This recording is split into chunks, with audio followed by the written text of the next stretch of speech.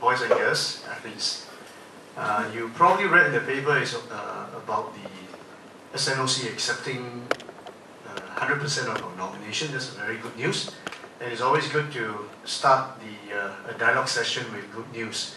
So I thought I asked James to flash the names of all the athletes who have now been approved by SNOC to participate in this year's SEA Games.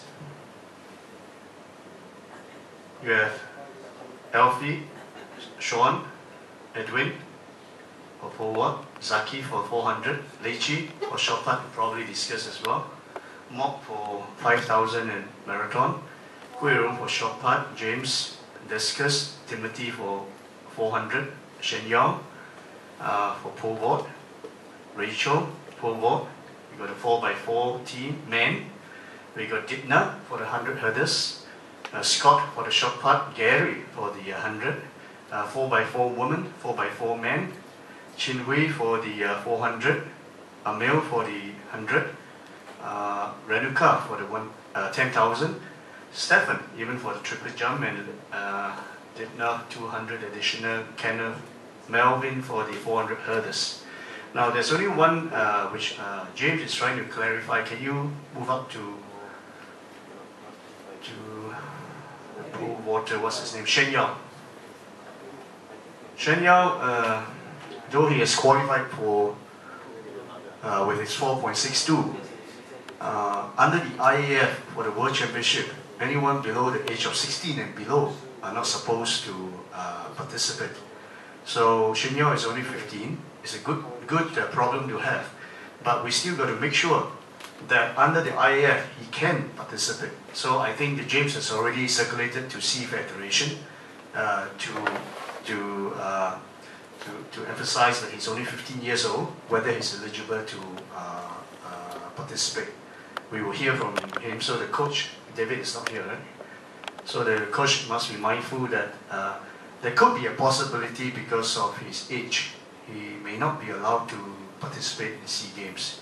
But nevertheless, it's a very good achievement. The other thing is that there will only be 2 individual events, maximum 2 athletes for each event. So there are some events, there are 3. For example, pole vault with 3 qualifiers. And what else? 400 hurdles with 3. So we probably have to choose only 2. And important thing for the athletes and coaches to know is that the selection of the 4x1, 4x4 men and the 4x4 woman will be decided by the coordinator. Okay, 6 persons will be selected to go. So I leave it to the coordinator to do all this. So I really like to thank Kunalan, who has done a great job to get the team together and got this approved. Thank you, Kunalan. Now I was discussing with Kunalan just before this. I said, with this good thing, but there's a logistic problem. Because out of these 28 to 30 athletes, there will be about a cluster of 10 coaches. Is it 10 or maybe a bit more? Maybe 10 to 12. Okay, 10 to 12 coaches. And you know, under the SNOC accreditation, they will probably allow 4 to 6 coaches to follow. Well, team manager and coaches. We're going to make full use of it. But no matter what, the quota given by SNOC will be unable to fulfill the full quota of all the coaches who are coaching these 28 to 30 athletes. So what we're going to do now is to make sure that no one is left out.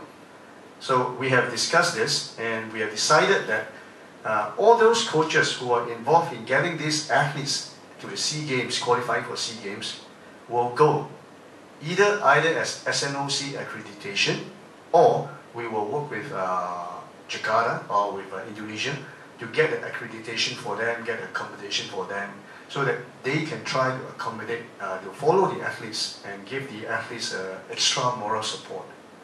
So, so I think the message will be passed out from James. The whole idea is that otherwise you send 4 or 6, the other 4 or 6 left out, they'll say, why am I left out? You know? So I think we have to make this a good situation we are in now. We want the coaches to understand they will work together as a family. Okay?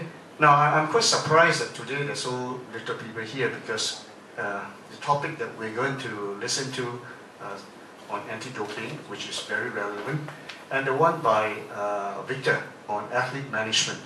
I've emphasized in earlier dialogue session that the 3 areas of elite performance for athletes, besides your training, is sports science, and third one is athlete management. These 3 must come together. And Victor is going to make some presentation on what encompasses athlete management. A good example is people like Stefan. He's going to finish NS and he's going to UK to study. That's where the athlete management person comes in, because he got to keep him in the loop, make sure he still continue training. Otherwise, the 3-4 years in UK is wasted. Or someone like Kenneth, who's working. So he got to, people like Victor can talk to his principal and try and let him get involved in that CCA so that he can have more time for training. So these are all integral part of high performance development, not just in the past with coaches, training, and then we have very little sports science, but on top of these 2, I think athlete management is also very important, also for your career development and all that. And I think Victor is in a very good position to talk to you boys and girls, and also the coaches as well. So without much ado, I think let her make some presentation on doping. Now those who are qualified, make sure you listen properly, because we don't want any doping problems in SEA Games. Thank you.